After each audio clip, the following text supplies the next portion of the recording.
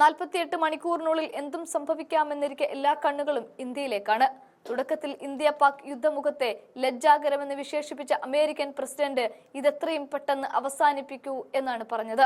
അതേസമയം ഫ്രാൻസ് പറഞ്ഞു, ഭീകരതയിൽ നിന്ന് സ്വയം സംരക്ഷിക്കാനുള്ള ഇന്ത്യയുടെ ആഗ്രഹത്തെ മനസ്സിലാക്കുന്നു എന്ന്. ഇവിടെ ഇന്ത്യയും പാകിസ്ഥാനും തമ്മിലുള്ള ഏറ്റുമുട്ടൽ രൂക്ഷമാകുന്നതിന് ആശങ്കയോടെ കാണുകയാണ് ഇന്ത്യയോടൊപ്പം നിലയുറപ്പിക്കുമ്പോഴും റഷ്യ എന്ന രാജ്യം. ഇത്തരത്തിൽ ലോകരാജ്യങ്ങൾ മുഴുവൻ ഇന്ത്യയിലേക്ക് ഉറ്റുനോക്കുന്ന സമയത്താണ് അടച്ചിട്ട മുറിയിൽ നടന്ന രഹസ്യ നീക്കത്തെക്കുറിച്ച് ശശി തരൂർ തുറന്നു പറയുന്നത്.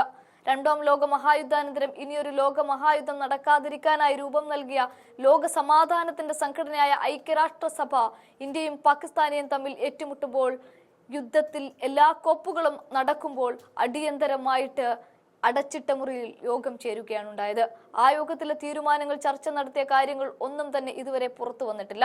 എന്നാൽ മുൻകാലങ്ങളിൽ ഇത്തരം ഐക്യരാഷ്ട്രസഭയുടെ അടിയന്തര യോഗങ്ങളിൽ പങ്കെടുത്ത അനുഭവ സമ്പത്തിന്റെ അടിസ്ഥാനത്തിൽ ചില വെളിപ്പെടുത്തലുകൾ നടത്തുകയാണ്.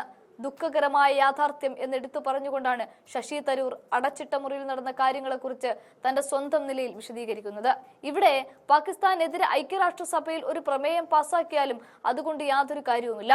കാരണം ചൈന പാകിസ്ഥാനോടൊപ്പം നിലയുറപ്പിച്ചിരിക്കുകയാണ്. യുദ്ധത്തിനായി ആയുധങ്ങളടക്കമുള്ള സഹായവും ചൈന പാകിസ്ഥാന് നൽകുമ്പോൾ തീർച്ചയായും UN-ൽ സ്ഥിരാംഗത്വമുള്ള ചൈന ഇന്ത്യയെ വെട്ടാൻ വേണ്ടിയിട്ടാണ് പാകിസ്ഥാനെതിരെ കൊണ്ടുവരുന്ന പ്രമേയത്തിന് വീറ്റോ അധികാരം ഉപയോഗിച്ചു വെട്ടുന്നത്.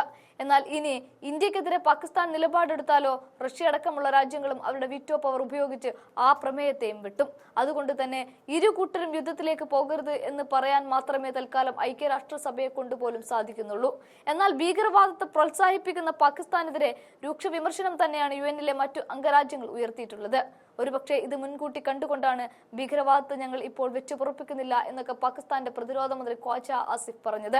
പക്ഷെ പിന്നീടെല്ലാം കയ്യിൽ നിന്ന് പോയി. ഭീകരവാദികളെ സ്വതന്ത്ര സമര സേനാനിയായി പ്രഖ്യാപിക്കുന്ന തരത്തിലേക്കൊക്കെയായി പാകിസ്ഥാന്റെ നീക്കം.